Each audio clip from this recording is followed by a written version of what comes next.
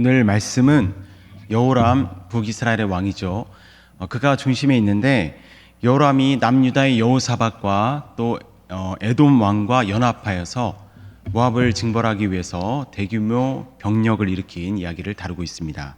그런데 우리는 그 가운데 엘리사가 불렀던 찬양의 힘에 대해서 살펴볼 것이기 때문에 본문을 엘리사의 관점에서 재구성해 보도록 하겠습니다.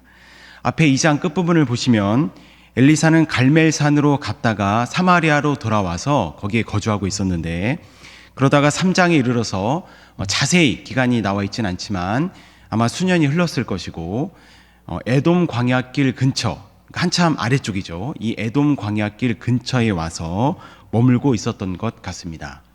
그런데 어느 날 북이스라엘의 여호람 왕이 여호사밧과 에돔 왕을 데리고 자신을 갑자기 찾아온 것입니다. 어쩌면 이들이 모압을 상대로 전쟁을 일으켰다 하는 소문이 퍼졌겠죠. 그런데 사실 이 전쟁은 여호람이 하나님께 묻지 않고 일으킨 전쟁이지 않습니까? 따라서 하나님과도 무관하고 엘리사와도 전혀 상관없는 그러한 전쟁이었습니다. 그런데 여호람이 찾아와서 하는 말이 13절 마지막, 여호와께서 이 세 왕을 불러 모아 모압의 손에 넘기려 하시나이다.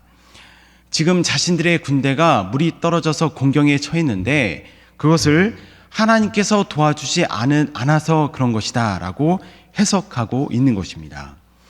이 말이 그냥 하는 말이 아닌 것이 이미 앞서 10절에서도 똑같이 반복하고 있기 때문입니다. 여러분, 여호람 왕이 어떻게 이렇게 해석할 수 있는 것입니까? 북이스라엘은 이미 하나님을 떠난 나라죠. 하나님을 떠나서 우상을 숭배하면서 하나님과 전혀 상관없는 인생을 살고 있었습니다. 그런데 자신이 당한 위기를 어떻게 하나님께서 도와주지 않은 것이냐, 이렇게 해석할 수 있는 것입니까? 그것은 아마도 그에게 성민의식이 남아있었기 때문인 것 같습니다. 비록 남북으로 갈라져서 그 자신을 포함해서 북이스라엘에는 하나님의 뜻대로 통치하는 왕이 거의 없었음에도 불구하고 그 의식 속에는 그래도 나는 하나님의 백성이다 하는 성민의식이 남아 있었던 것입니다. 마치 교회를 다니지 않으면서도, 교회를 다니고 다니지 않고의 문제가 아니라 삶 가운데 하나님을 기억함도 없고 하나님과 전혀 상관없는 인생을 살고 있음에도 여전히 나는 예수님을 믿고 있고 따라서 구원받았다 하는 자기 확신 가운데 살고 있는 것과 같은 것이죠. 그러면 자신이 일으킨 전쟁도 성전이 되는 것입니다. 그렇다면 하나님이 반드시 도와주셔야 한다. 그렇지 않으면 하나님이 틀린 것이다. 그렇게 확신하게 되는 것입니다. 여러분, 참 무서운 일이지 않습니까? 여호람만이 아니라 북이스라엘의 수많은 사람들이 그렇게 확신하며 살고 있었을 것입니다. 자, 이러한 상황에서 엘리사의 심경이 어떠했을까요? 엘리사는 하나님의 참 선지자였습니다. 따라서 사람을 판단할 때 어떤 학연이나 지연이 아니라 하나님의 관점에서, 하나님의 눈으로 철저하게 보았을 것입니다. 그러면 먼저 여호사밧, 남유다의 왕인데, 여러분, 남유다는 하나님의 뜻이 이어져가는 나라이죠. 그렇다면 이 여호사밧에 대해서는 어떠했을까요? 그 마음이 어떠했을까요? 안타까웠겠죠. 하나님께 묻지 않고 이 무리한 전쟁에 동참한 어리석음이 참으로 안타까웠을 것입니다. 다음으로 에돔 왕의 경우에는, 에돔은 에서의 후예인데 이미 하나님을 떠난 나라입니다. 그러니까 별로 관심도 없었겠죠. 문제는 여호람인데요. 여호람이 누구입니까? 여호람은 아합 왕의 아들입니다. 둘째 아들입니다. 아합은 어떤 자입니까? 바로 바알에 대한 열심 때문에 하나님의 수많은 선지자들을 죽였던 왕이죠. 바로 그런 왕의 아들입니다. 또 자신의 스승이었던 엘리야가 이 아합 때문에, 특별히 그의 아내인 이세벨 때문에 얼마나 많이 시달렸습니까? 그런데 엘리사가 이 여호람을 마냥 미워할 수 없는 것이 그가 북쪽 사람이었기 때문입니다. 그의 고향이 아벨 무올라, 이 지역은 갈릴리 호수 아래쪽 지방인데요, 북이스라엘입니다. 그러니까 그의 고향이 북쪽인 것이죠. 자, 그렇다면 엘리야의 심경이 얼마나 복잡했겠습니까? 안타까움과 두려움과 분노와 또 애증이 뒤얽혀서 도대체 하나님의 뜻이 무엇인지 알 수 없고, 그래서 어떻게 기도해야 할지 이러지도 못하고 저러지도 못하는 그러한 난감한 상황이었을 것입니다.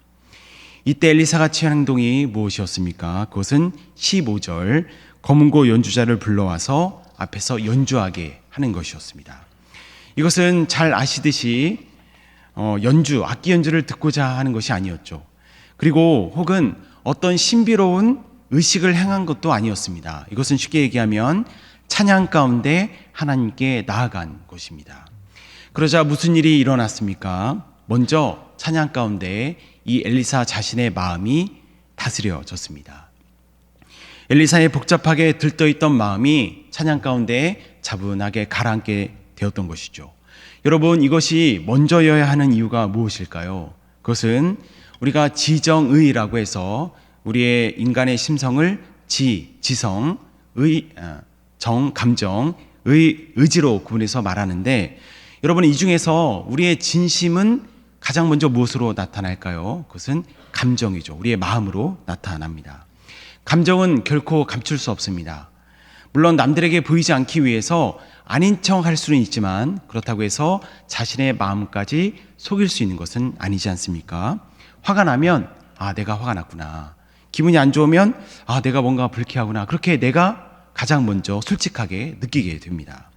우리가 설령 머리로 이해하고 의지적으로 따른다 해도 내 진심이 아니면 우리가 기쁨으로 할 수 없는 것이죠. 따라서 내 마음이 진심이 되는 것이 먼저입니다. 나를 바닥으로 온통 잡아끄는 어떠한 미움과 두려움이 가라앉고 내 눈이 하나님을 바라볼 수 있도록 내 마음이 다스려지는 것이 먼저입니다. 그 일이 바로 찬양하는 가운데 일어나는 것입니다. 그리고 나자 15절 뒷부분, 여호와의 손이 엘리사 위에 임하게 됩니다. 여기서 손은 권능을 의미합니다. 여러분, 언제 하나님의 권능이 우리에게 임하게 되는 것일까요? 우리가 간절히 사모하면 이루어집니까? 맞죠. 하지만 더 정확하게는 그 간절함이 하나님께만 맞춰질 때 임하게 되는 것이죠. 불안과 두려움은 그 일을 막게 됩니다. 찬양 가운데 그 불안과 두려움이 사라지자 하나님의 권능이 임하게 되었습니다. 그리고 결국 찬양 가운데 하나님께서 상황까지 반전시키십니다.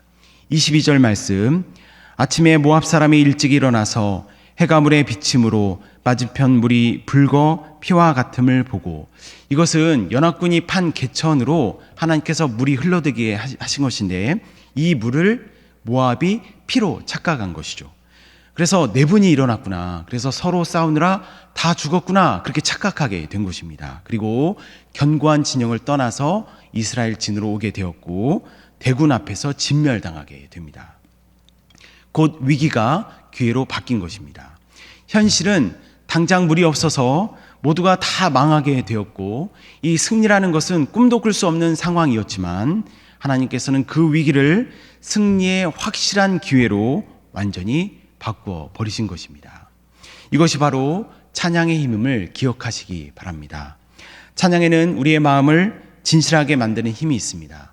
이것이 중요한 이유는 우리의 마음이 진심이어야 우리가 또 하나님을 진심으로 바라보고 의지할 수 있기 때문이죠. 그리고 그 가운데 하나님의 놀라운 능력이 임할 수 있기 때문입니다. 하나님께서는 그 놀라운 능력으로 우리 인생의 방향까지도 선하게 이끌어 주십니다. 우리 가정의 어려움도 교회의 위기도 또 나라의 소리 소문도 하나님의 손안에 있음을 믿으시기 바랍니다. 오늘 이 시간에 그러한 놀라운 은혜가 임하기를 소망합니다. 오늘 가족 찬양의 밤을 허락하신 하나님께 감사를 드립니다. 이 시간을 통해서 코로나로 인해 닫혀있는 우리의 마음이 열리기를 사모합니다. 이 불안과 두려움은 우리를 자꾸 나로 우리로 이렇게 닫히게 만들죠. 찬양 가운데 그 마음이 사라지고 담대하게 세상을 향해 열리고 또 세상을 품는 그러한 결단이 있기를 소망합니다. 무엇보다 하나님께서 이 시간 임재하여 주셔서 우리의 찬양을 기쁘게 받아주시기를 기도합니다. 그렇게 소망하고 결단하며 함께 하시는 모든 성도님들께 하나님의 큰 은혜와 긍휼이 가득하기를 간절히 축원합니다. 다 함께 기도하시겠습니다. 하나님 아버지, 찬양 가운데 임재하여 주시고 우리의 찬양을 받아 주옵소서. 우리가 부르는 찬양이 우리의 믿음의 고백이 되게 하여 주시고 모든 성도가 동참하는 가운데 찬양의 놀라운 힘을 체험하는 은혜의 현장이 되게 하여 주옵소서. 찬양 가운데 우리의 모든 두려움과 걱정이 사라지게 하여 주옵소서. 찬양 가운데 우리의 마음이 넉넉해지게 하여 주옵소서. 그래서 코로나로 무너진 마음이 회복되고 또 그 마음으로 하나님께서 부르신 곳곳마다 복음을 전하고 무너진 지경을 다시 세우고 위로하는 증인의 삶을 살게 하여 주옵소서. 함께 하실 하나님을 기대하며 예수 그리스도의 이름으로 기도드립니다. 아멘.